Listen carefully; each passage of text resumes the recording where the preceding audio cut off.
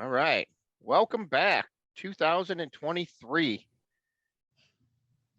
Today we are going to rank the catalog of William Martin Joel, otherwise known as Billy Joel. And to help me do that, I'm going to bring in the experts here, none other than Thom Jennings, Mr. David Hens. Welcome. I was waiting for David to talk first. Such the gentleman. What we should do, David, is we should flip roles. There was like a comment in one of our things. It's like Tom's personality jumps off the screen and David's just mellow. I think this week, David, you should be the crazy guy and I'll be the chill dude. What do you think? We could try it. Yeah, I don't know if Dave can do that. Can he play the part of that? Yeah. Yeah. Dave's that guy, like that scene in Star Wars. I might have said this before, where you get the TIE fighter and you're like, stay on target. Dave's like, yeah, no problem, man. I'm in target. Just relax. Use the force. All right, let's dig in here. We're going to start off by quickly going through the catalog real quick to let everybody know about the albums that we're ranking here. The only known one that we're leaving off is Fantasies and Delusions. It's a classical album. It was the last album he actually made back in 2001. So we're going to basically do from the beginning all the way up until River of Dreams. And inside those albums, there's 12 of them. The Dirty Dozen here. And starts off in 1971 with Cold Spring Harbor. And then, of course, his real breakthrough album, The Piano Man, at 1973. Street Life Serenade comes in 1974. We were introduced to that one. 1976 saw the release of Turnstiles. The Stranger comes in 1977. We get that famous Billy Joel album. And from there, his follow-up to that one came a year later, 1978 for 52nd Street. 1980 came in, and this is where Glass House has kicked off his 80s catalog here. 1982, we saw The Nylon Curtain. A year later, in 83, An Innocent Man. A couple of years later, it took him a little while there. He jumps to 1986 for The Bridge. 1989, another 3 years down the road, we get Stormfront. And then that takes us up until his final real studio album to date, River of Dreams, which came out in 1993. So there's a quick rundown on the catalog. Now let's go ahead and start let's start with the rankings here. All right, so who's going to go first today? David, I'm going to defer to you. Okay. All right. Yeah, this was a tough catalog to rank because he never stuck around making studio albums long enough to put out anything truly terrible. So, I mean, it's been 30 years since his last one, and all these are pretty close for me. Like, there's none of them that I truly dislike. They all have something. So by default, I guess my number 12 is An Innocent Man. I think it's a pretty strong album, actually. I don't know if I just don't like the material as much. I know he was trying to kind of do an homage to the 50s doo-wop music of his youth. And there's some good songs here. Like I like the title track a lot, and Tell Her About It is a upbeat poppy hit. But I mean, Uptown Girl, I don't really like. The Longest Time, it's kind of like his a cappella song. It's okay, but it's not one I really go back to a lot. But I mean, for what it is, it's fun. It's kind of like his positive, upbeat, happy album, and it's okay. But that's not as strong as the stuff before it. So that's my number 12.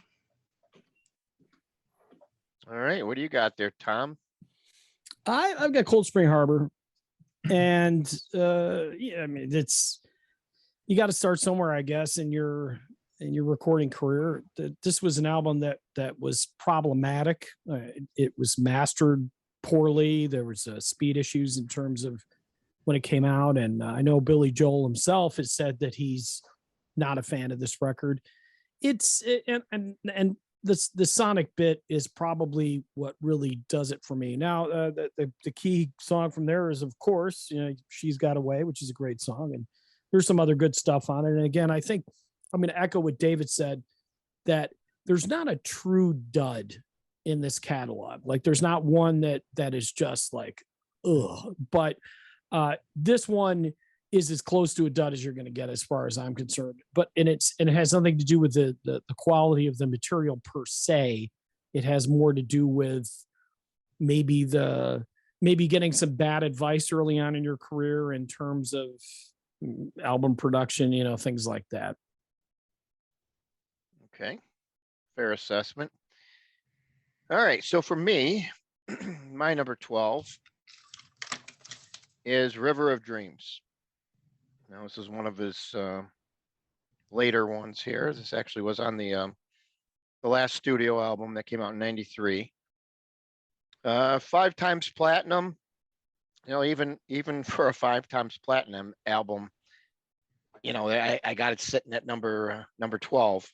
I don't know. On this album, to me, there's just I'm used to Billy Joel and his songs to jump out at me. You know what I mean? A lot of radio airplay. A lot of good songs. This album just has the least amount of songs that I like compared to the rest of the catalog. So, I mean, I think the songs that stood out for me were Lullaby, Goodnight My Angel, and of course the title track, The River of Dreams. But other than that, I just felt everything was kind of middle of the road. It wasn't bad. It wasn't great. Fell in between there. So that's why I got River of Dreams as my number 12. So that should go to number 11. Yeah. Yeah. My number 11 is Cold Spring Harbor. Again, yeah, the production's not great. I think Billy Joel was on record as saying that he sounded like Alvin and the Chipmunks during the original mix, because it was sped up so much. So, I mean, you can tell the potential is there with his songwriting here, but it's just the songs are kind of not as developed as that he would get later on.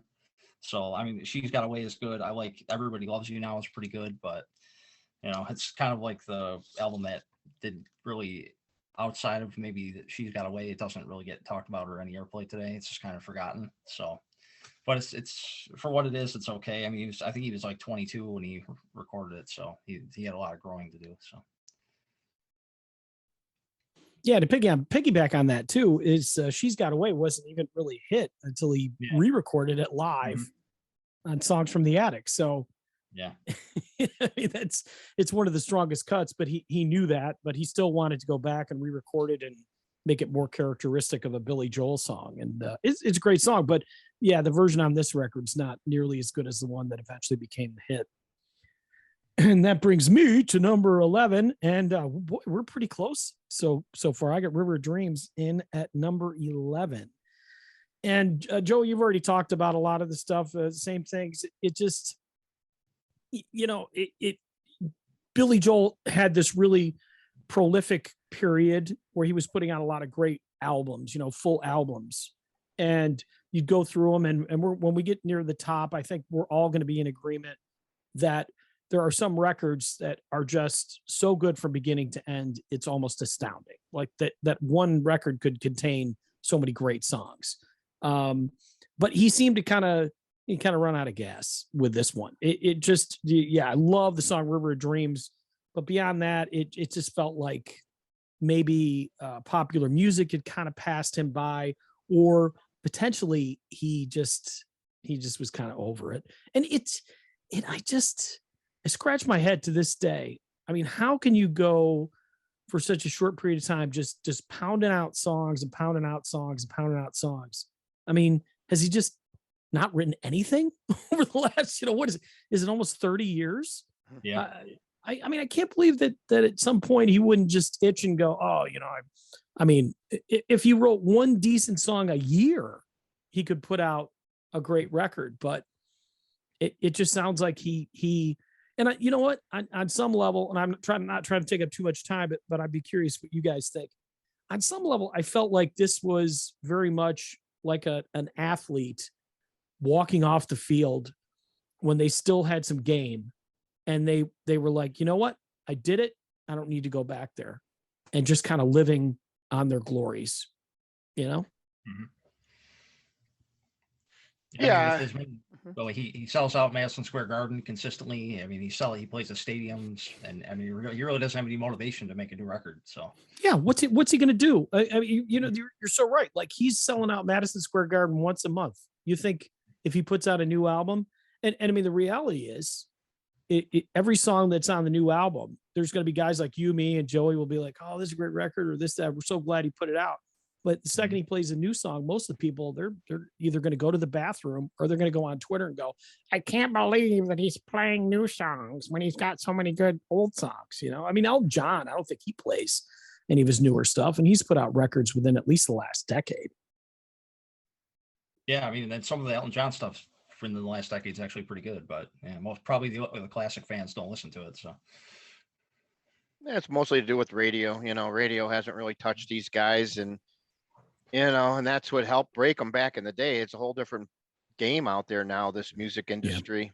Unfortunately, it's a shame that the music industry has really gotten to where it's gotten today, because you look back in that glory years of, like, their late 60s going into, I would put the mid 90s.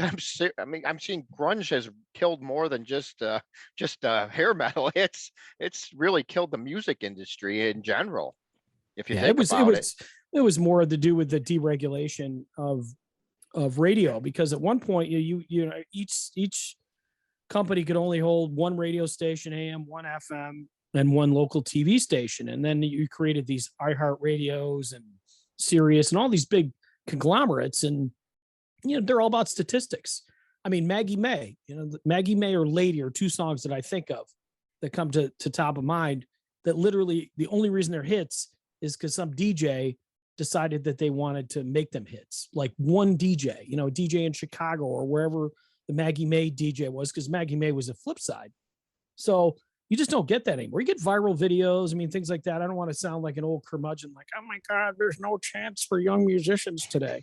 I mean, but it's different, because those independent radio stations where the disc jockey was a personality, you knew the guy, you call him up and, do whatever. Hey man, we play me this new song.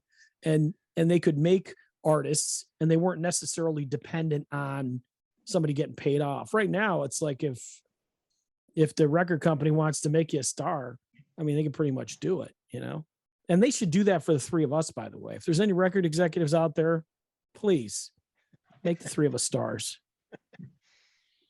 All right. Well, that's going to bring me to close out the number 11 ranking. And surprisingly, you're going to be shocked probably that I'm going to say this, but I'm going with Piano Man. I thought you were going to say Lamb Lies Down on Broadway, Joe. No, but I picked Piano Man, and I mean, think about it. It was only his second album, and granted, you could definitely see the progression from album 1 to 2. Take away, don't even worry about production. I mean, I thought the songwriting definitely got a little bit better, stronger, and it seemed like he wished more music. It seemed like the first album is more stripped back. A lot of piano that stands out, guitar, but this album has a little bit more to it, more flavor, more variety, more instruments. But to me, Piano Man, don't get me wrong, phenomenal song, best song on the album, probably is the one song that has really stuck with him throughout his whole career. I mean, everybody calls him the Piano Man, so take that for what it's worth. But overall, this album, a lot of good songs, but nothing that really, other than Piano Man, that's the only real one that really, to me, has gone good with age. On the rest of the album, you can tell it belongs in the 70s, and that's just my take on Piano Man. I like the album, I just don't love it. So we're gonna go. That's gonna now bring us to our top 10. What do you got there, Dave? Yeah, my number 10 is River of Dreams. Yeah, and pretty much I echo what you guys said. I mean, I think he was kind of burned out at this point. I mean, doesn't seem to be the same fire of the songwriting and the instrumentation that they had in the early records. I mean, No Man's Land is kind of a decent opener, and my son always loved Lullaby when he was little. So that was always a song we played for him. So that's kind of got like an emotional connection with me. But other than that, I mean, the rest of the album, it's okay, but I don't think there are really any like stone cold classic songs on here. It's just kind of like a decent collection. So, I mean, for the last, like, I always wondered what his next record would have sounded like had he made something after this, but because maybe he would have been forced to go in another direction, but I guess we'll never know. Yeah. What do you got there, Tom? Oh, let's see what we got here for number 10. Wait, 10? Oh, Turnstiles. It's kind of a tough one too, because Turnstiles has some classic songs on it. Let's think about it. Hollywood, New York State of Mind, Prelude, Angry Young Man, which actually maybe, I mean, that's definitely in my top 10 Billy Joel songs ever. Miami 2017, Seen the Lights Go Out on Broadway. I mean, so you got these 4 really good songs, but I think the rest is just kind of filler. And production wise, I'm not a fan of just the overall sound of this record. And again, we're kind of grasping at straws, even at 10. A lot of times we've hit catalogs where 10 is 10, record number 10 in the catalog, or number 9 even, or even 8 or 7. They have some major flaws in them. I don't think there's any major huge deal breakers in this record per se. It just, as a full record, it doesn't really quite hit it, as opposed to some of the songs, which are really outstanding. Okay. All right. So that was your number 10. Mine is Stormfront. Yeah, Stormfront, much better than River of Dreams. It was the album before it. It came out, Stormfront was the one that came out here in 89. So he closed out the 80s with this album.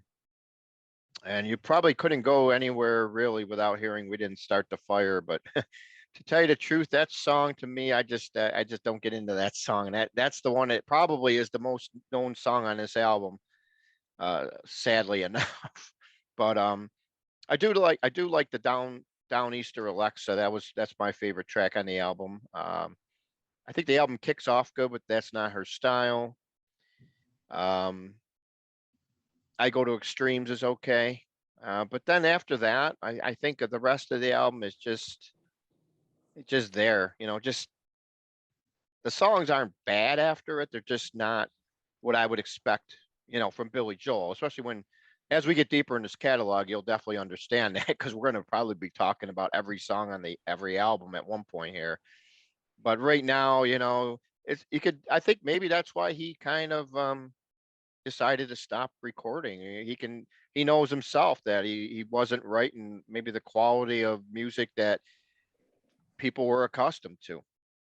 Those are the last 2 albums. But oddly enough, at this point, I think he's just selling albums on name alone, because that one sold 4 million. And this is 1989, right before grunge hit and everything. So he was still selling 4. And actually, that River of Dreams he sold was 5 million. So, the guy was still big in name. He was still selling albums. And, but Stormfront to me is coming in at number 10. What you got for 9, Dave? All right, 9, I have The Bridge.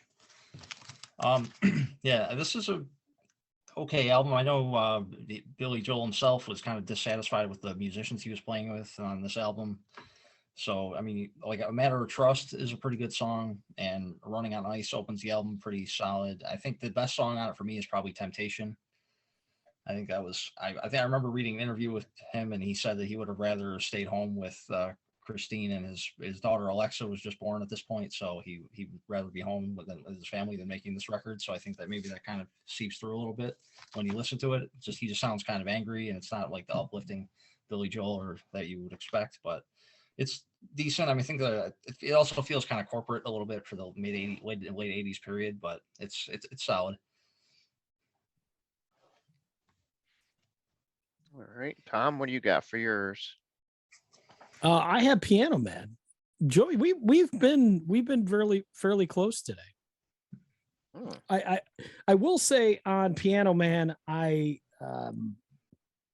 really love side one. I think side one is a solid. It's a solid full side. And you didn't mention the ballad of Billy the Kid, which is just a great song. Captain Jack, there's another one that's kind of a Billy Joel classic, but as you were discussing the record, saying that certain songs sound dated, Captain Jack definitely sounds dated. And of course, thematically, we all know what it's about, so we're not going to get into that. But, kind of that sophomoric 70s thing that they used to do, like AC/DC did, Big Balls and all that other stuff. But I think this is really the first album where we're starting to kind of see what Billy Joel that the nation begins to fall in love with. We're sort of seeing what he's capable of doing. And I think, is this, man, I'm going to say it from memory. I think this is the record right before The Stranger, right? No. No. Okay. Well, that's why I said I think. But I think the song Piano Man in many ways kind of sets the table for The Stranger. And my God, I mean, the song Piano Man, you could put Piano Man on here and then, just clunk on your piano for the rest of the record. It would still sell because that's just such a classic song. Just a lot of fun. I was a mobile disc jockey for a lot of years. And I remember at bars, at the end of the night, we'd play this one as one of, if not the last songs of the evening. Everybody's just swaying and, sing us a song. So it's such just so anthemic, and it just gets you in kind of a cool mood when you hear it. But yeah, that's all I got. I mean, I got more, but I got to shut up at some point, right? Actually, Turnstiles was the album before The Stranger, so that one you actually already mentioned in your list there. Yeah. Oh, yeah. Well, and it's yeah, and these are close. I mean, they really are close. I could have flipped them. I don't think I don't feel strongly enough in terms of the ranking where it's like, oh my God, Piano Man is so much better than Turnstiles. It's kind of like, again, it's. I don't know what your experience was, David, or you, Joe. It's like, it's there's times where it's like some catalogs are really easy to rank. I felt like this one was a little bit more difficult, especially as you got a bit higher. Yeah. Because like you said, there's a few albums that are just so iconic. It's like, well, and so many bands, they just have a clear favorite of what's the best record. We did Genesis, and there was a little bit of a gray area there, but like you think of Rush. I mean, Moving Pictures is the album everybody thinks of, and Styx would probably be. I mean, I know I think Pieces of Eight, but some people may say Paradise Theater. But with Billy Joel, there's so many nuances to take into consideration, and some of these albums you could really tell that he was trying not to repeat himself. He was trying to move away from that the piano balladeer, whereas I think Elton John always embraced that thing. Although, in the 80s, everybody kind of succumbed to the electronic sounds. But I mean, you know what I'm saying? Yeah, definitely. All right, so I got to close out our number 9 here. So for me, I've got the Street Life Serenade, which is his third studio album here.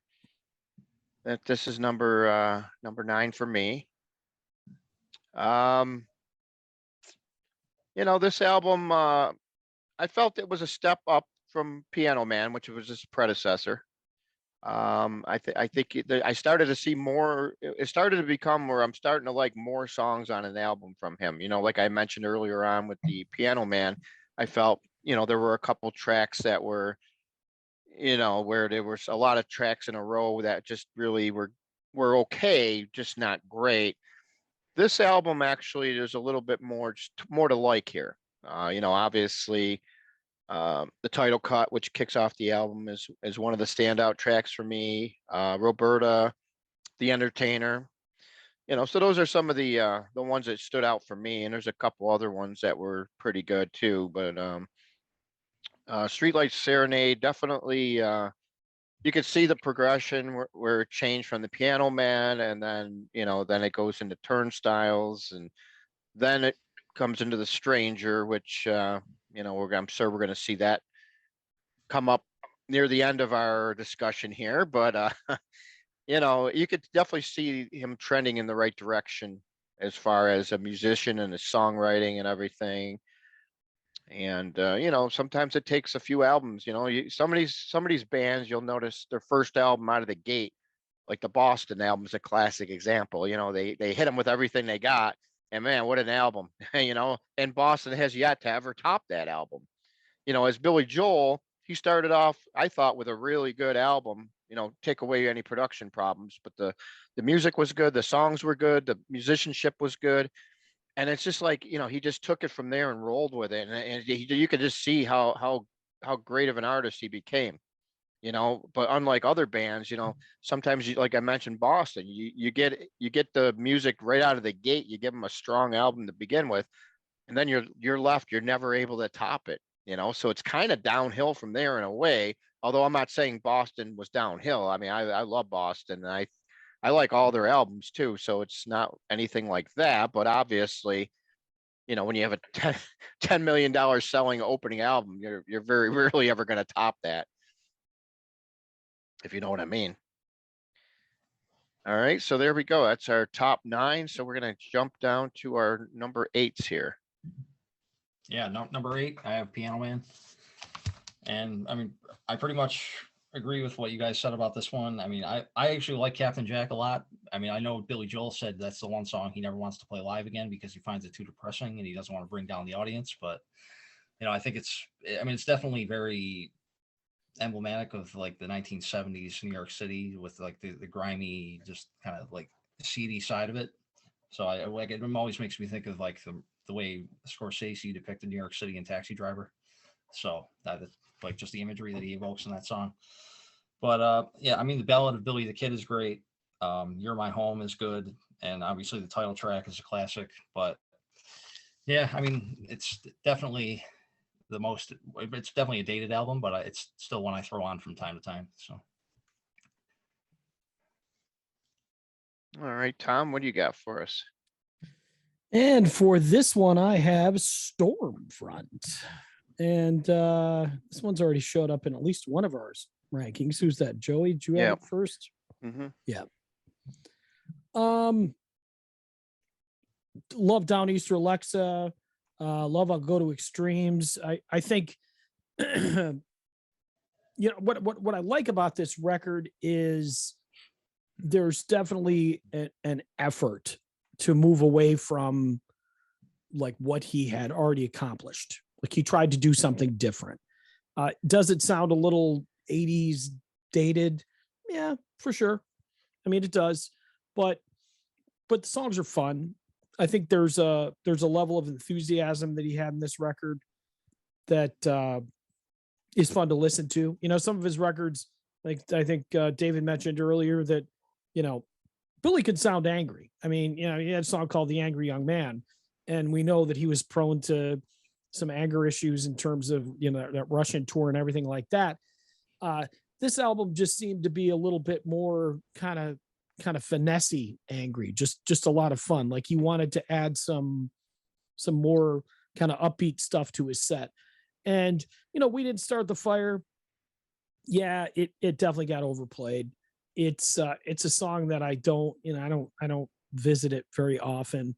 It certainly doesn't have the iconic like end of the night feeling that Piano Man does, or kind of the touching things that you get when you hear Just the Way You Are.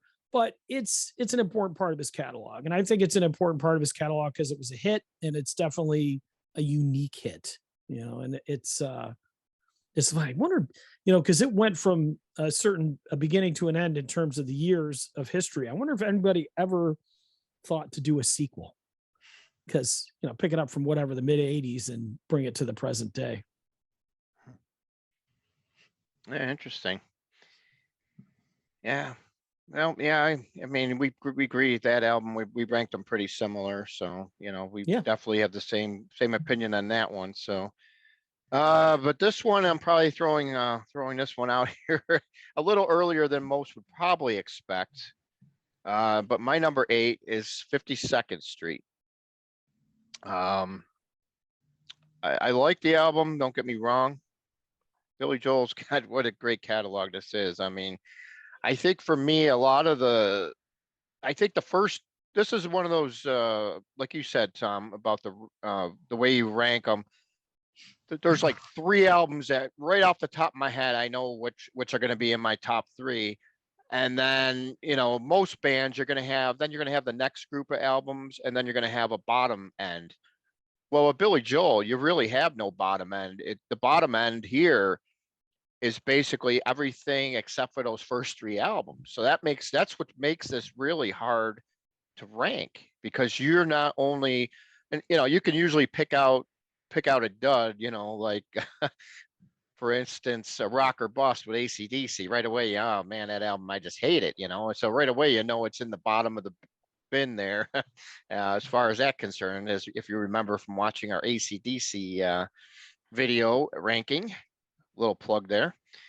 But it really makes it a lot harder ranking it when your number 4 through 12 could change and fluctuate so much, because they're all like right there. You know what I mean? So that's why I'm surprised myself when 52nd Street ended up, at number 8 here. But the album kicks off in fine style with Big Shot. It's got, the big song on here was My Life. I remember my brother, 6 years younger than me, but when that album came out, there he was, 5 years old, cranking a single all the time in his room, nonstop, 24 hours a day, it felt like. Um, Zanzibar, honestly, just a really solid album. Can't really say anything bad about it. I really like it. I'm just surprised myself that it ended up at number 8.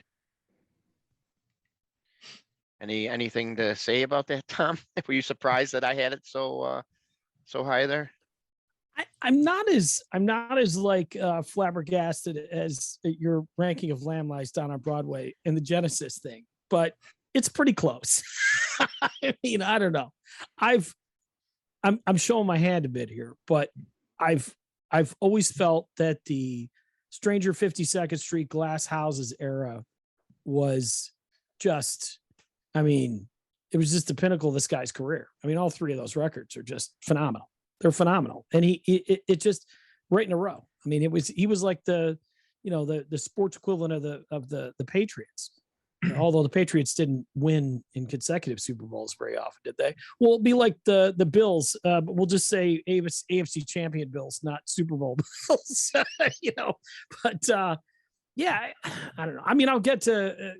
I could talk about 52nd Street when I get to it. Obviously, it's significantly higher, but just the fact that you asked me that says, yeah, I know this is probably something that's significantly higher in most people's picks. And David, I'm going out on a limb here. I'm on the limb. I'm thinking you probably have it a bit higher than Joey does too. Yeah. there you go. All right, Dave, why don't you let's give us your number 7 here and see what we got for that one. All right. Yeah, my number 7 is Turnstiles. I like New York State of Mind. Miami 2017 is great. That's the one he still plays live all the time. And the Prelude, Angry Young Man, is a classic. But I mean, it's good, but I think the rest of it is just kind of okay. I mean, I read that he actually recorded this album with Dee Murray and Nigel Olsson of Elton John's band before this version, but he listened back to it and he didn't like it. So he went back and got different musicians to play on it and re-recorded the whole thing again. So I'd kind of be interested to hear that early version if it ever surfaced, but I don't know if he ever saved it or what he did with it. But yeah, as it is, I mean, the New York State of Mind is obviously the iconic song from this album, and that's one he still plays. It's a big fan favorite when he comes to town. But yeah, it's a good album, but I mean, he was right on the precipice of kind of like breaking through the big time. So, I mean, this What's Here is good, but it's, in terms of like song for song, when you go through it, it doesn't quite compare with the few that came after. So, All right. What's your lucky number 7 there, Tom? Lucky number 7. Oh my goodness. I'm all messed up right now. I just did Stormfront. So that would be Street Life Serenade. And I think have you both you guys ranked this one already? A little lower? not I haven't yet. Oh, you haven't. Mine was Okay. number 9. Yeah. Number 9. Well, it's weird. So not to go too far down a bunny trail, but I like doing that on occasion. A good friend of mine, Wayne Litchfield, passed away a little less than a year ago, and he had this massive record collection, and I sold off a bunch of it because I just didn't have space for it. But I went through and curated a bunch of stuff, and he had this record in it, and I like to say, not to get too sentimental, but in some ways, it's like when you inherit somebody's record collection, you learn something about them that you didn't know while they were alive. And it's almost like we're having a musical conversation. So one night I'm just sitting there, I got, you get to the point where you're like, oh man, this is a record I'm not really that familiar with. And I just popped it on and I did the old cursory search, like, am I supposed to like this record or not? And it's like, oh, this isn't really a strong record.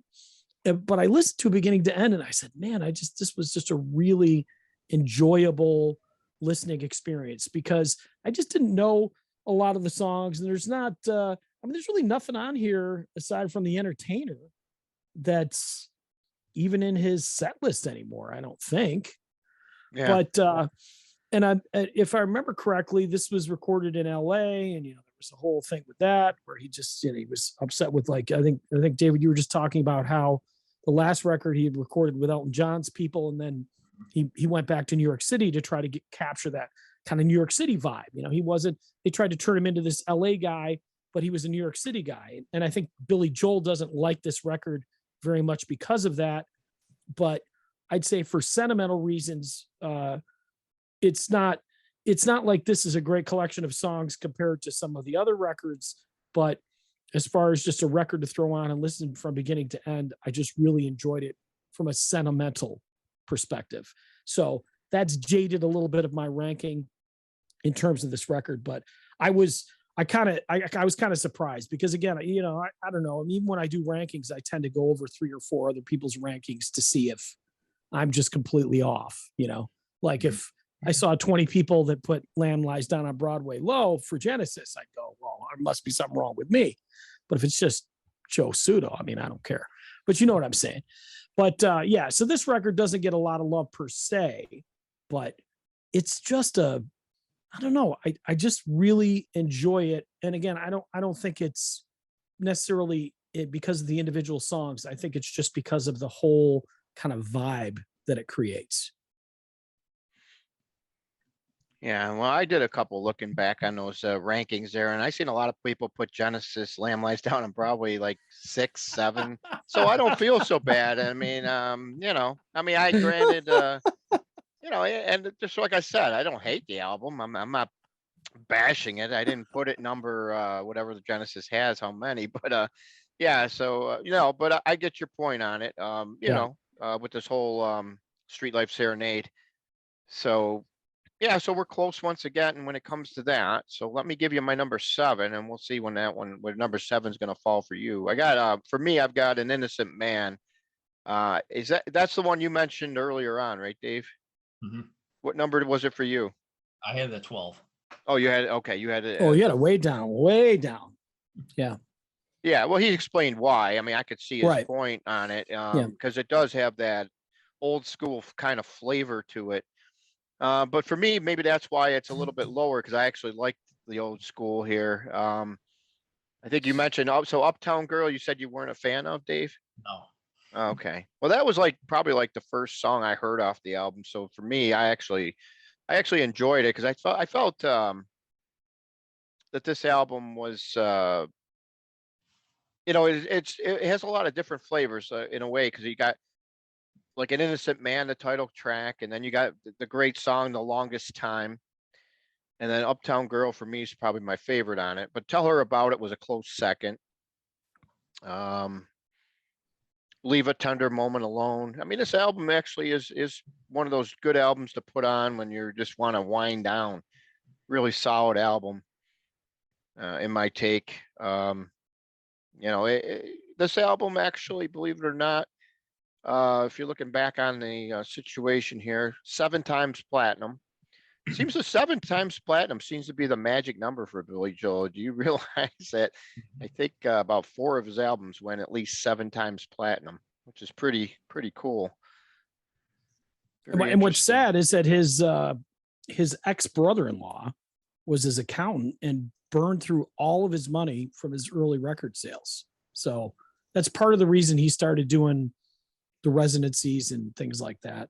Because he I mean, it's gotta be, it's crazy. He was one of those guys that just had bad management that just bilked him out of all of his money. I mean, he's fine now for sure, but it's crazy to think that you could sell so many records and then yet be broke at some point, you know? Yeah, I mean, if you look at it in the 70s, early 80s, there was a lot of these managers that just took advantage of their clients, and they didn't find out till way down the road before it was too late. In many cases, unfortunately, it's just a shame that these guys would, I mean, obviously they had the power to do it. It's just a shame that it came down to that, because so many of these bands had to do so many things to get their money back. Obviously some bands threw money away. You got Joe Walsh throwing TVs out the hotel windows and getting fines and that, but the Who smashing up all their instruments. But well, but, a musician is they're a musician. They're not accountants. They're not money managers. So it's tough. I mean, that's where somebody who is unscrupulous can take advantage of guys that. I mean, Billy Joel is a great songwriter. That doesn't necessarily mean I want him to do my taxes, so. what we got for number 6, Dave? Yeah, number 6, I have Stormfront. It's his last album of the '80s. There's some. It always feels like his stadium rock album to me. He's got a lot of big songs that like really get the crowd going. I mean, I Go to Extremes is great. The title track Stormfront is great. Leningrad is cool. I mean, the Downeaster Lex was really good. We Didn't Start the Fire. I'd be okay if I never heard it again. But I mean, I feel like we all agree on that. Yeah, he was kind of going for what REM did on "It's the End of the World as We Know It," but it's not really. I don't know. It's not as catchy for me. But and then and So It Goes closes the album out. It's a nice ballad. I think he even Billy Joel's on record as saying that's one of his favorite songs of the catalog. So it's a solid record. And the production's definitely got that 80s shine to it, but it's good. It's funny how you mentioned that same thing about We Didn't Start the Fire. Do you guys remember the station? I'm not sure if it was the Fox or the Edge, but they did a parody of the song, and they would call it something else. I can't remember what it was, but they had somebody go in the studio and they sang it, and could have been 97 Rock even. I don't know, one of those stations. Anyhow, they did like a joke cover of it and made it all funny and humorous. I don't know, that I hated that song, even that one. It was just, song just gets to me. Yeah. All right. So what do you got there, Tom, for your number 6? I got The Bridge, and another sentimental favorite. I did the first time I saw Billy Joel live was on the tour for The Bridge, and he opened with Running on Ice, which, man, what a great opener. Just kind of a fun song. And the other thing about this is that it was one of the very first, at least within the top 5, maybe even the top 3 records that I bought on compact disc. Now, I don't know if you guys remember it, but maybe some of our listeners will, that if you owned a record collection, compact discs started coming out, and they were in these big, long cardboard boxes that eventually environmentalists said, hey, there's too much paper. But they were expensive. I mean, they were usually 2, maybe 3 times the cost of a vinyl record or cassette. And I was really buying a lot of pre-recorded cassettes at the time. And I just happened to find a copy of this one used, and I'd seen the tour. So I got to listen to this record, and it definitely, you could definitely tell it was produced for the digital era. It doesn't have that analog feel to it that some of the earlier records do. It's got a lot more, kind of punch to it. I mean, Matter of Trust, I think was a great song as well from this record. Big Man on Mulberry Street. So some great cuts. Definitely not as a whole album. I mean, it does kind of drag a little bit. And I know, David, you had this one a little bit lower in your ranking. I don't think you said anything that I would really contest in terms of why it was a little bit lower. Again, I gave it a little bit of a bump because it's like, and we've had this discussion, all of us at some point, that the record that you saw a band perform live for the first time, it there's just something about it. It's special. Even if it's not a great record, it's still like the tour you saw, and it still means something. Right. Yep, exactly. And that's what I know. Looking back a lot on mine, I hear you on that. I agree. So you got the bridge. I'm going with Turnstiles. So Turnstiles is my number 6. I think both you guys had now mentioned Turnstiles. I think Tom had it at 10, Dave 7. So I've got it at 6. So right around each other, similar to that one there. Can't really add much to it other than I do like Summer Highland Falls is really a gem that I think just never really gets much play there. But that's definitely one of the highlights on it. I've loved These Days. That's another one that I don't think you guys mentioned.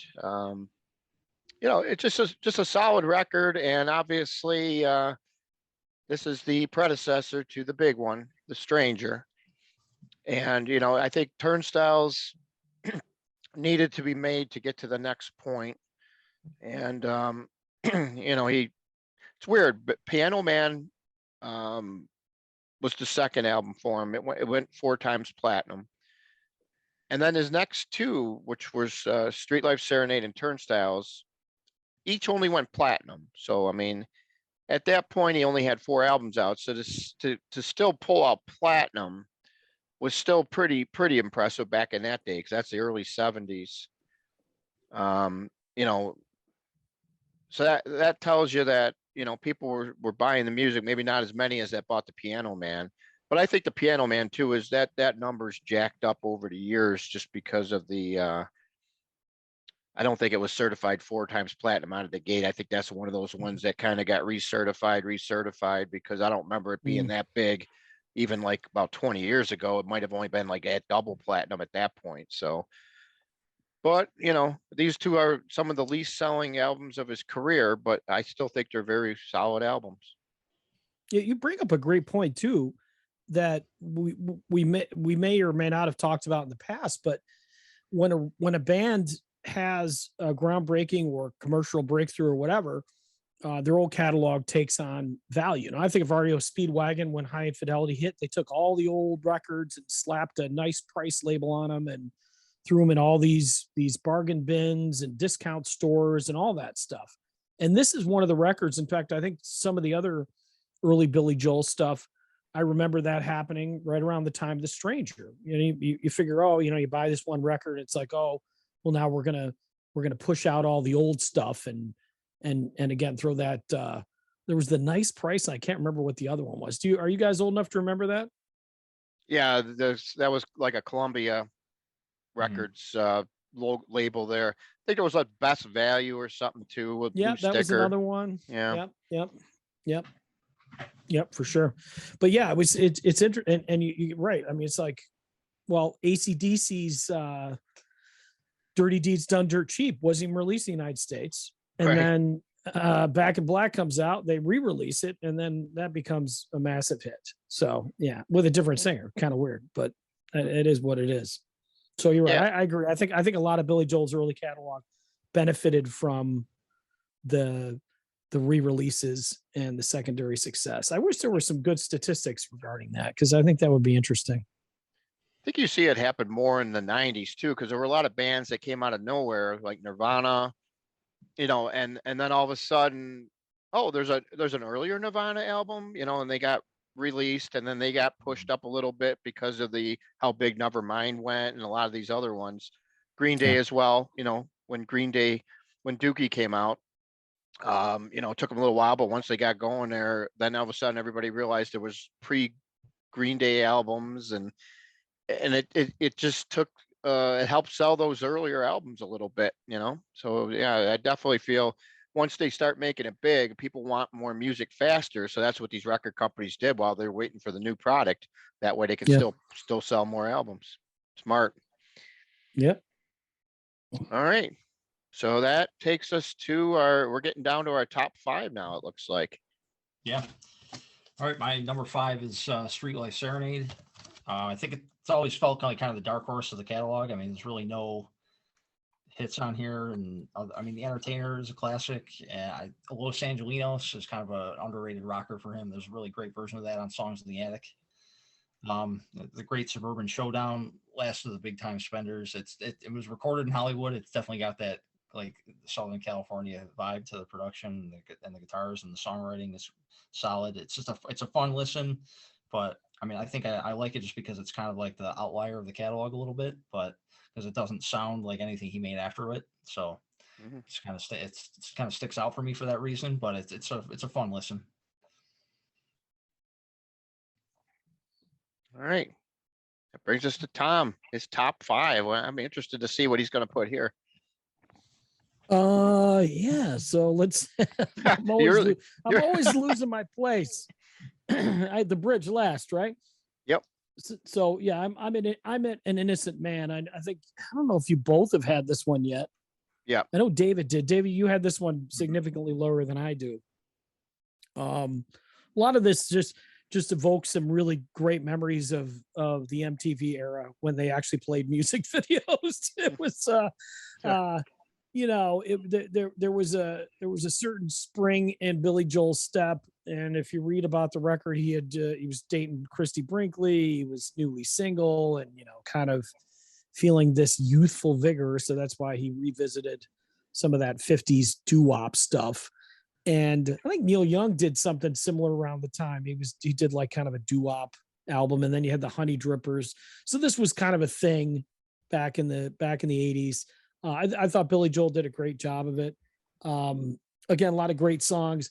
I don't know that I'd put this in the great album category per se, but and Innocent Man, it's a good song. The Longest Night, Tell Her About It. Yeah, all the ones we've mentioned. Leave a Tender Moment Alone, Keeping the Faith. I mean, there's a lot of songs on here that got radio play, and in some ways, it's just they're a lot less 80s commercial wise, like say Stormfront. They just have a little bit more kind of creativity behind them. And I like 50s music. I don't know if you guys are into any music in the 50s. I mean, I love Buddy Holly. I'm a huge Buddy Holly fan, so a lot of these artists from the 50s I really enjoy. Yeah, I think this closes out this album now, but I think you bring up a great point. How this is probably the last where most of the songs a lot of them are very commercial, very appealing, a lot of radio airplay, a lot of videos with MTV. If you remember the Tell Her About It and Uptown Girl, those two videos were played a lot on there. Yeah, so this album, it definitely, I think to me, that album is probably one of the last of the catalog where he has a lot of very, very commercial singles.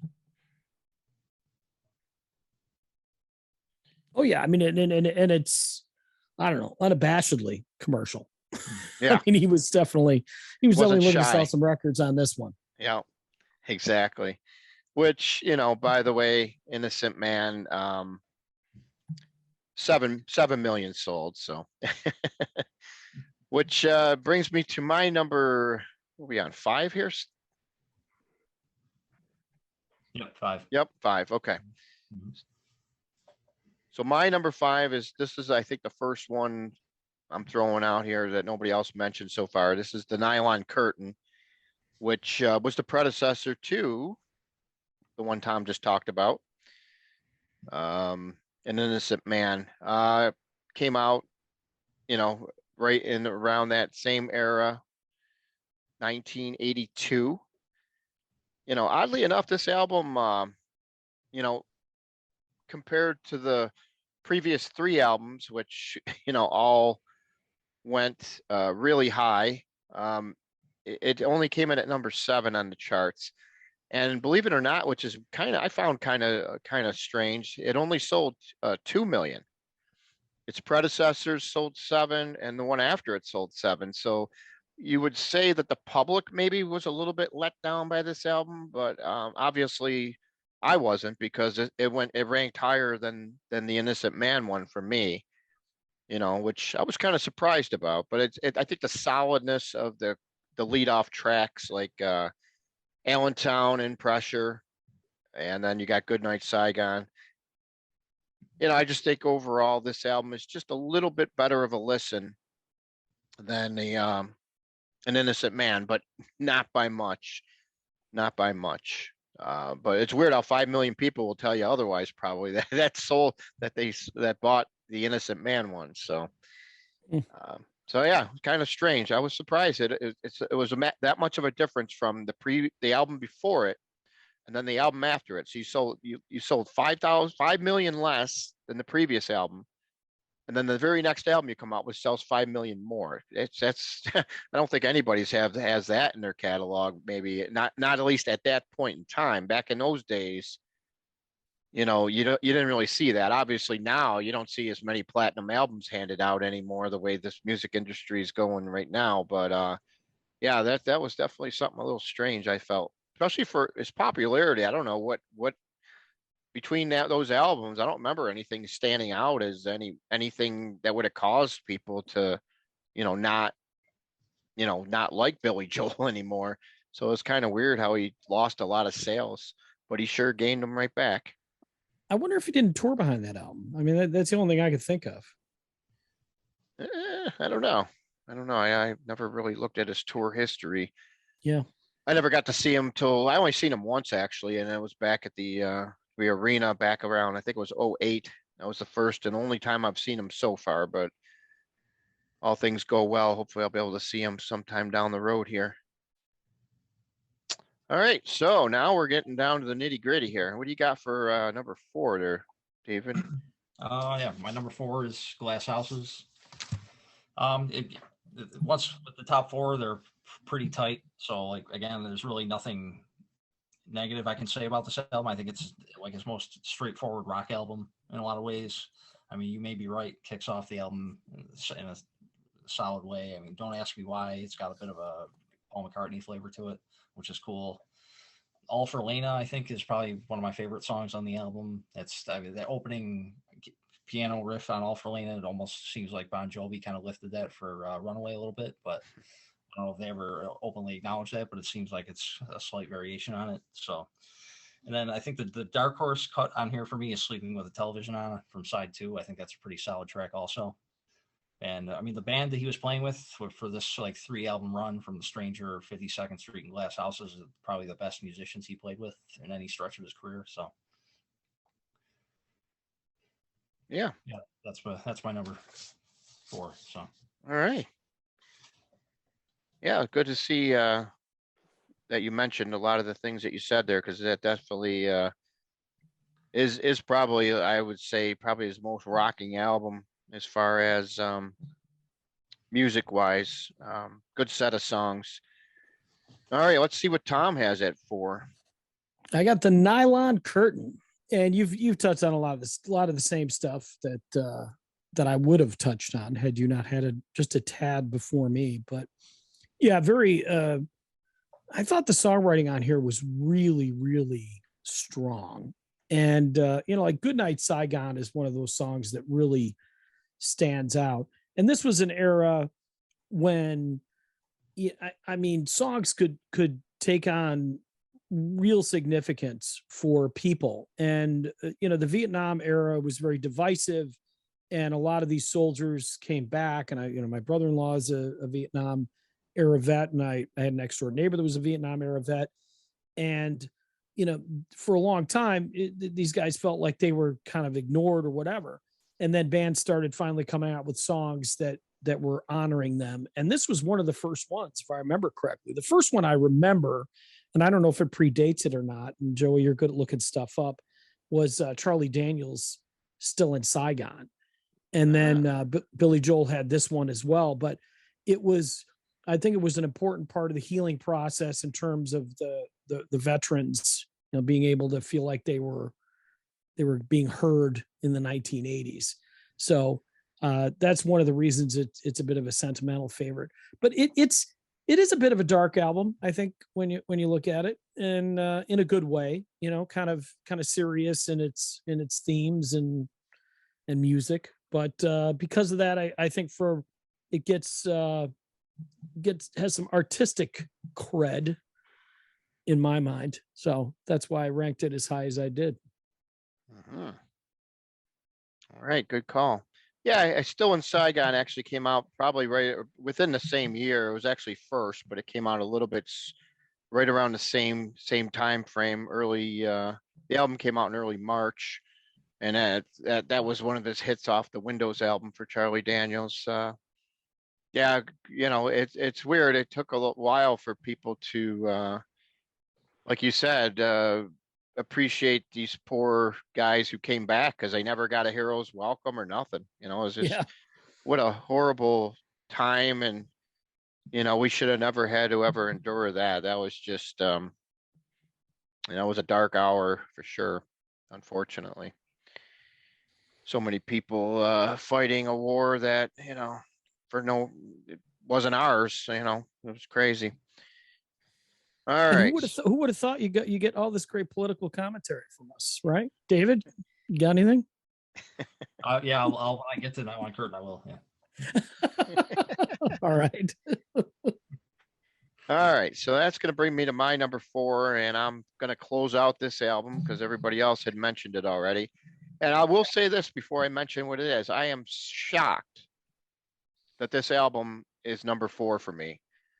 If I would have just jotted down what albums do I feel would be like, if I drew a dividing line right down the middle in the bottom 6 or the top 6, I would for sure this would be higher up, closer to 12 than down in the top 4. But here we are, the bridge. The more I this album is one of those ones that I never had it when it first came out, so I kind of got it later on down the road. And I'll tell you, I really have begun to really appreciate this album, and that's one of the reasons why I really like doing these rankings, because the more you get a chance to go back and listen to something that you might not have heard the first time, the more you can appreciate a lot more. And that's what I felt with this album. There was a slew of hits on here, a lot of songs that got some radio airplay. This Is the Time, obviously, to me, that's the song. A Matter of Trust, another gem of the catalog.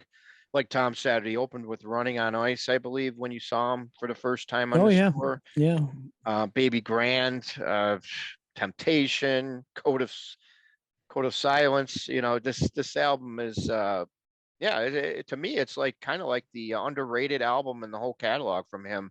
Because, like I said, I never would have expected it would be ranking like number 4 and beat out all those albums that I had already mentioned. I'm just really surprised. So, yeah, so the bridge, number 4 for me. And that's going to take us down to our top 3. This is down to the wire here. What do you got, Dave? Yeah, my number 3 is the Nylon Curtain.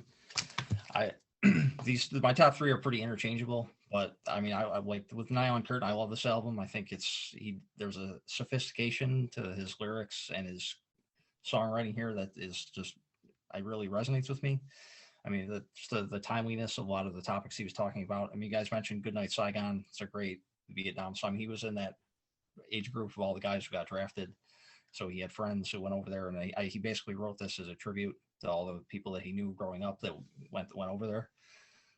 Pressure is great. Allentown is great. I mean, that whole side 1, Laura, might be my favorite song off side 1. I mean, it's kind of like an homage to the Beatles in a lot of ways. You could kind of picture in your head John Lennon singing that song. It's got that same style to it, like it could have been off the White Album. And then even side 2, it's not as popular, but A Room of Our Own, Scandinavian Skies are some pretty good songs from side 2. And I just, there's just a real emotional quality that hits me every time I listen to this album. So that's why I have it at number 3. All right, yeah. So you got it ranked lower than all of us, but we both had it in the, I think I had it at 5, Tom had it at 4. So we're all right in a row there pretty much with this album. So yeah, definitely like you said, I think you're right. It definitely is a very emotional album, definitely. Maybe that's why it didn't sell as well for some weird reason. Maybe it wasn't as commercial, as his previous album or the ones after. So maybe that's why people tend to not really, go all out on it, unfortunately. But hey, it definitely ranked good with all of us. That's for sure. Strong album. Yeah, I mean, we didn't even touch on Allentown. I mean, that was a lot of political commentary in that one as well. And maybe you're right. Maybe it just comes down to the topics were a little too heavy for people. Because I mean, there's not really a love song on here per se. Certainly not one of the hits. No. Yeah. All right, so that brings me to number 3, which is Glass Houses. Oh. And man, I don't know what it is about this record. I love it. I love this record. I love to put it on, and I like to turn it up loud. I mean, side 1 is just good old fashioned just rock and roll, baby. I mean, there's not a bad millisecond on side 1. Of all the album sides, this may be my favorite. There's definitely a drop off on side 2. I think David, you mentioned "Sleeping with the Television On," which is a great song. I mean, it's not that side 2 is bad. It's just that side 1 is so good. So yeah, I really dig this album. I think there was a certain level of, I mean, this really is we're starting to see the full blown, I want to be a rock star, Billy Joel, and move away from the piano balladeer image that he had sown up to this point. And it's and you know what, a lot of these songs just still hold up really, really well. I mean, you may be right. I mean, it's a song that Garth Brooks was performing for some time. Sometimes a fantasy, it's just a good old rocker. And All for Lena, I never get sick of that one. I mean, if anything, it's still rock and roll to me, which is, it's a great song. I mean, that's the only one that maybe got a little bit overplayed, but the rest of it's great stuff. Yeah, I'm surprised it wasn't lower for you, but yeah, I'm surprised. That's good though. 3 is definitely good for any album when you got a catalog of 12 to pick from. Yeah, for sure. Definitely. All right, so my number 3 is going to really throw you guys, and let me try to state my case here. So it's going to be Cold Spring Harbor, believe it or not. And you know something? Yeah, obviously I got the remastered version, so it's been fixed. All the problems with the original initial pressings and everything. What a great set of songs. At this time, obviously he's an unknown artist. Nobody knows who the hell this guy is. It was his first album. He comes out of the gate with such gems as Everybody Loves You Now, Falling of the Rain. What a phenomenal song. I just can't get enough of that one. Turn Around, Got to Begin Again. I mean, there is not one bad song on this album. And I can honestly say that I don't know. I was shocked. This is another surprise. You could put this right in the same boat as The Bridge. I figured Cold Spring Harbor would have been, probably like 9th, 10th, 11th, or 12th. I would say in that range. And then, as I dug deeper into it, I'm going, man, these songs are phenomenal. I don't know. I mean, obviously they're not, like Tom had mentioned earlier on. You could tell he's in the infancy of his songwriting. But I felt like Falling of the Rain. I mean, what a great song. How can you could see he was going to have a big future, with songs like that. And then, like you said, She's Got Away. Obviously, this isn't the version like you had mentioned that was a big hit, but you could just see that this guy had talent and that he was going to go places. And man, one of the biggest selling album artists of all time. You know, he's like right up there in the top 10, I believe. Just what a phenomenal career this guy has had. And it all started with this album. And maybe others people, you know, I know he's not big on it, like you said, but I really appreciate this album and I really enjoy it. So that's why it landed in my number 3. So that's going to take us down to our number 2. All right, yeah. 2, I have 52nd Street. I mean, that's what can you say about this album? I mean, for me, every song is great. He was definitely kind of informing more of a jazz influence on a lot of these songs, which is really cool. I mean, Big Shot is great. Zanzibar, Stiletto, Honesty. I mean, it's an album I can listen to straight through without skipping a track. So it's got, this and my number 1 are pretty interchangeable, but for today, I'm putting this at number 2. All right. Good choice. Good choice. Yeah, 100% with you. That's my second as well. And for all the reasons you stated, I mean, not a bad cut out here. It's man, just such a great record. And I think it was you, David, that might have mentioned that the band that he was playing with during this era, they're so important to these records. I mean, we obviously know what our number 1s are going to be because we haven't mentioned it. At least you and I don't know if Joey's going to be in agreement, but I don't know, man. This record, it's great because I feel like this is almost, even though it's not ranked at number 1, it feels like it's the pinnacle of the mountain because it's, you know, he's moved away a little bit from some of the things that were his trademark, but yet not so far into, you know, another territory like We Didn't Start the Fire or anything like that. I mean, everything you love about Billy Joel as a performer is on this record. You got the rocker, you got Big Shot, you got the ballad, the beautiful ballad, Honesty, you got the fun up-tempo song, My Life, the creativity of Zanzibar, Stiletto, musicianship, Rosalinda's Eyes. It's like Steely Dan jazz, just this beautiful, incredible thing. Half a Mile Away, Until the Night, and then, you know, 52nd Street. It's like, it's a musical journey. It's fantastic. Now, here's the other thing. This was a follow-up to The Stranger. Like, who does that? You know what I mean? Like, usually you go into the studio after an album like The Stranger and you go, holy crap, what do I do now? You know, I've made The Stranger. Or I mean, you know, Rush, after they did Moving Pictures, REO Speedwagon, after High Infidelity, you know, all these groups that had this album, and then they were faced with having to follow it up in that daunting task. And, you know, Joey, you mentioned Boston. You know, Boston, same situation. You just made that first record. What do you do? Like what do you do? And this is a real credit to Billy Joel's talent that he was able to make an album that was in the league of quality as The Stranger after making The Stranger. I mean, follow-ups just always tend to be a disappointment. This was definitely not a disappointment. And it wasn't a rehash either. It was not a rehash. Right. Yeah, totally different album from the right. Yeah. The two. They're totally different. And that's awesome for sure. All right. So for my number 2, I'm going with the biggest selling album of this guy's career, The Stranger. Yeah, love this album. Not a bad cut on it. It's just that I love my number 1 more. Sentimental album, I guess. But yeah, The Stranger, you know, I'll touch briefly on it because I know it's your guys' number 1. We already know that if anybody's paying attention here, obviously.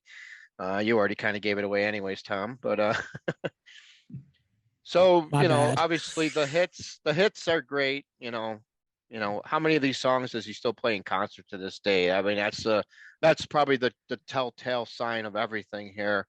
I mean, I think he plays at least on average 5 to 6 cuts every concert that he plays off this album, is because there's so much great music on here. If I had to pick a favorite, I'm guessing sentimental wise, I'll go with Just the Way You Are. Just a great song. I never get sick of it. You know, so many times you hear a song over and over, or so many times you just get sick of it. that's one of those songs that has stood the test of time and then some, because I have yet to get sick of this song, and I probably heard it easily over 1,000 times, guaranteed. Just a great song that, it just timeless piece, a legendary song.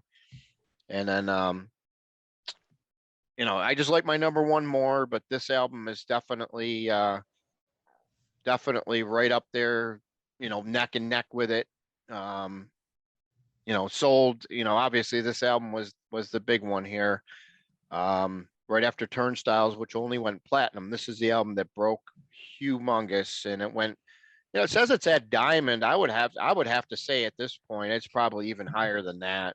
This album has definitely sold. 1977 it came out, so it probably hasn't been recertified in quite a few years. But I would almost bet that this album's probably legitimately up to like 12 or 13 times platinum, I would assume. And believe it or not, this is a unique trivia for it. You know how, we rank in albums, number 2 on the charts. It never made it to number 1. Matter of fact, it looks like he's had 4 number 1 albums, but this one only made number 2. So it must have been a really good album to hold this one off the charts. I'm not sure what it was. Man, 77. That's got to be Yeah. Rumors, I bet. Fleetwood Mac. That's my guess. Yeah, it's possible. Yeah. Yeah. But yeah, so it had to be something big to not to keep this album from the top spot. That's for sure. Mm. So, yep, there we go. My number 2. So let's get down to your number 1s here and continue on the conversation here. Yeah. Well, yep. As we said already, my number 1 is The Stranger. I mean, this is the first Billy Joel album I ever had, so I became obsessed with it right from a young age. I mean, Moving Out, the title track, Just the Way You Are, Vienna is amazing. Scenes from an Italian Restaurant's a masterpiece. It might be my favorite Billy Joel song, period. I mean, She's Always a Woman is great. It just, like, if you had to take one Billy Joel album for the rest of your life, I think this is the one you take. But so it's really, as much as I love 52nd Street, this album's kind of undeniable. So I had to have it at number 1. So. All right, and Tom will piggyback off that. Yeah, I mean, the only thing you didn't mention was Vienna. I mean, Vienna is just a great song. I love that song. My sister Kathleen, she bought this record when it came out. So I heard it when I was 11 years old. And at the time, I just didn't think it was really cool. I didn't like Billy Joel because it was my older sister's artist. But later on, you go to this thing and you go, wow, I mean, you just can't deny how perfect it is. Like I said, Scenes from an Italian Restaurant. I mean, that's almost the first song that pops into my head whenever anybody mentions Billy Joel.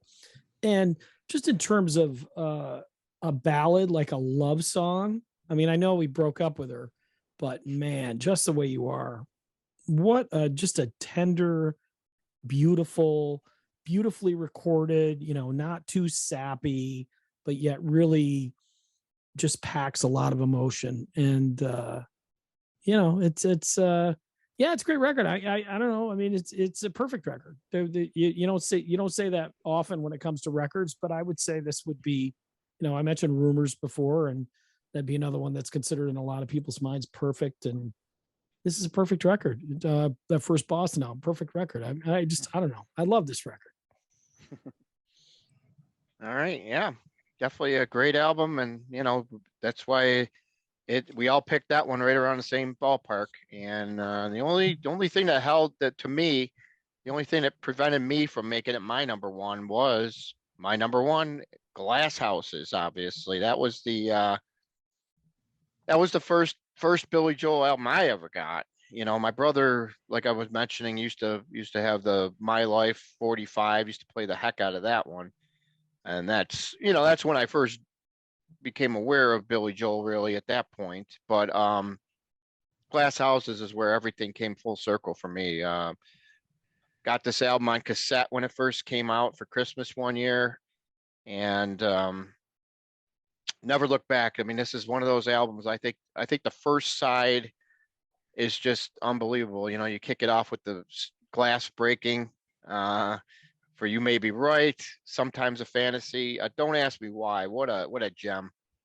That song is just one of my top 3 Billy Joel songs, I would have to say. And then you got, It's Still Rock and Roll to Me, which obviously topped the charts. But then to follow that up with All for Lena, I mean, what a great song. I would say out of all the Billy Joel songs, All for Lena is definitely probably the most underrated because it never really did anything as far as you don't hear it on the radio. You know what I'm saying? You just don't hear it on the radio. If you don't own glass houses, you probably wouldn't possibly never even heard of it, which doesn't make sense because that song packs so much into it. I think David mentioned how he liked that song when he mentioned this album. All for Lena is definitely hands down my favorite Billy Joel song. Even with the, like you said, but it sounds like Bon Jovi kind of stole it a little bit there with the Runaway. I see what you mean by that. It definitely has that little bit of the introduction there to Runaway. Yeah, you can definitely feel that in there. Couple other standouts on that album. I Don't Want to Be Alone, which I don't think any of you guys mentioned. I really love that song. And You Were the One. Another great song that, just adds to the mix.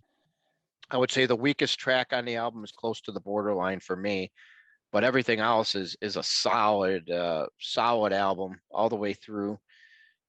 And yeah, 7 times platinum.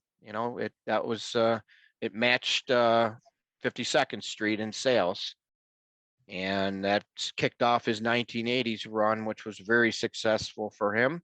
And probably, I would say the 80s was probably where he sold the majority of his albums, throughout his whole catalog. Because even though 10 million sold with The Stranger, I would assume that probably half of them were sold in the 80s. He just was a record selling machine in the 1980s. There's no doubt about that. So what do you got? Anything else to add on to finalize here? Well, I did look it up, and it was rumors that Stop the Stranger from being number one. Wow. Not to not piggyback off your choice of glass houses, but and I mentioned it earlier. I mean, Glass Houses, 52nd Street, The Stranger, those three records for me at any given point could have been my number one. They're just great records, and it was such a prolific era for him. He was just, I mean, it's really where he could do no wrong in terms of the songwriting, the quality, the material that he was putting out. He was a superstar. The 80s, I think it came a little tougher to him, and he had to work a little harder to kind of, keep the creative juices flowing, try some different things. The doo-wop, We Didn't Start the Fire, which is like almost like a quasi rap, and all that other stuff. And then of course we know his personal life probably impacted a lot of his songwriting as well. He's not Taylor Swiftish in that everything is driven by breakups, but a lot of it you could tell was it was, we talked about, I think, was it An Innocent Man? That's when he's dating Christy Brinkley. So it has that kind of thing. The Stranger, he's still with his wife and still in love with her during Just the Way You Are. By the time Big Shot, he's writing that because he's ticked off at the woman that he wrote Just the Way You Are about. So very interesting career for sure. Yeah, definitely. This was definitely a fun one because it definitely was not easy, like you said, with the caliber of the catalog. Just made it a really tough ranking. But for the most part, looking back at our choices, for a lot of them were right in line with each other, or at least in the ballpark compared to some other artists. I thought we definitely did a solid job, overall compared to most of our other rankings. We don't have too many things out of whack, which goes to show you that his catalog is considering how the catalog is. I was surprised at how much in line we were, really. So, any other last thoughts for you, David? Oh no, I think of the rankings we've done, I think this is the third one that Tom and I have had the same number one. So, jeez. And who's the guy that doesn't have the same number one, David? That's me. Yeah, Hey, but listen, you're our number one was at least number two this time because I think the last one, I'm not even going to see. I feel like the last time, David, I mentioned the Lamb, I feel like Joe, I was finally getting under his skin a little bit. He's like, getting a little defensive. So from here on out, I will never mention The Lamb Lies Down on Broadway again. Oh, I can hold you to that. No, come on, dude. You know me better than that. You know me better than that. Okay. Right. All right, guys. It's still raw, but Uh-huh. yeah. But what's just quick before we go? Any live albums that stand out? I mean, he's had a lot of live recordings. There was that one Russian one which I thought was pretty subpar. But there's been some other good live records if you've listened to any of them. I know the Yankee Stadium one I thought was really good. Yankee Stadium one I like. Yeah. Yeah, he's got a lot of them here. He has the Shea Stadium one. Mm-hmm. Yeah, I only want to have his songs in the attic, so I haven't really had a chance to really tell you the truth, give it a listen to the other ones. I mean, I'll tell you, I used to be more of a live album person back when I really started getting into music in the early '80s. I would always try to catch everybody's live albums out, and it was cool because the live versions were always a lot different than the studio versions for the most part on a lot of bands' catalog. I mean, look at Frampton. There's a classic example right there. The Kinks as well. If you listen to some of those later Kinks concerts in like the mid '80s and on, they went back and really did a great job on the older catalog, how they took the time to go back in and kind of really give the songs a facelift for the live feel. And man, what a great job they did on many of the songs. Oh yeah, I agree.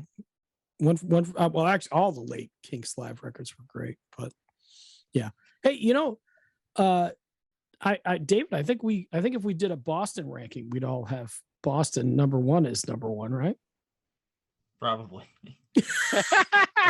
He's looking at me going, yeah, probably. you already said that, man. I think David and I, we're all be in agreement, Yeah. Ranking the Boston records. All right, we're going to start with number one because we know what it is. We're not even going to talk about it. All right. Well, it's we'll have to look and see who we're going to do. But yeah, it was good doing Billy Joel here. So we'll try to do a couple quicker catalogs going forward because it takes these take some time, and we want to try to get more episodes out. So we'll try to do some shorter catalogs here, and still give you a couple deep catalogs. There's a lot of bands out there that really have a lot of albums in their catalogs that definitely deserve some attention. So, all right. Well, until next time, guys, we'll see you down the road here. Once again, for Thom Jennings here, who has written for so many outlets. I couldn't even name them all in like 2 minutes. And Music and Other Drugs is David Hens over here. This is Joseph signing off, and we'll see you on the next episode. Special thanks to David Hens from Music and Other Drugs. Check out his fine website at www.musicandotherdrugs.com. Also want a special thanks to none other than Mr. Thom Jennings. And you can check out his thing over at Papa Tom's Rockin' Bagels. Look for him on Facebook and other avenues. Check back soon for another exciting episode of Ranking the Albums.